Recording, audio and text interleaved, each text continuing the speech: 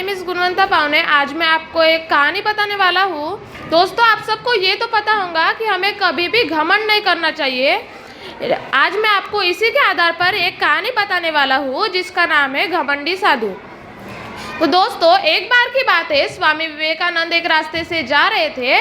तभी वहाँ से गुजर रहा एक घमंडी साधु उनके पास आकर उनसे कहता है, उनका मजाक उड़ाते हुए उनसे कहता है कि अच्छा, तो वो तू है वो प्रसिद्ध साधु जिसको लगता है कि सिर्फ विदेशों में जाकर और बड़े बड़े भाषण देने से वो संत बन जाएगा।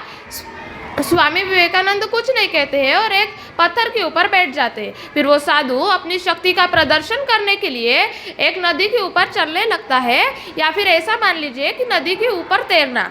फिर स्वामी विवेकानंद को समझ में आ गया कि ये साधु ढोंगी है, क्योंकि और इसको अभी सबक सिखाना ही पड़ेगा, क्योंकि आज इसको सबक नहीं सिखाया तो ये कल बाकियों को भी इसी तरह चिढ़ा सकता है, उनका मजाक उड़ा सकता है। इसलिए स्वामी विवेकानंद ने भी ये ठान ली कि इसको सबक सिखाना ही है।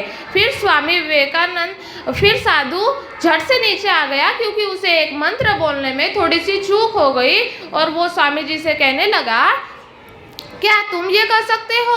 स्वामी विवेकानंद कहते हैं कि बेशक आपके पास ये अद्भुत शक्ति है जिससे आप ये सब कर पा रहे हैं, लेकिन क्या आप मुझे एक बात बता सकते हैं, आपको ये शक्ति प्राप्त करने के लिए कितना समय लगा? फिर साधु बड़े ही गर्व से कहता है कि मुझे ये शक्ति प्राप्त करने के लिए 20 साल तक तपस्या करनी पड़ी, तब जाके मुझे शक्ति प्राप्त हुई है। फिर स्वामी विवेकानंद कहते हैं, तो फिर तो मुझसे ज़्यादा मूर्ख तो आप है, क्योंकि ये 5 मिनट का काम है एक निर्जीव वस्तु के लिए।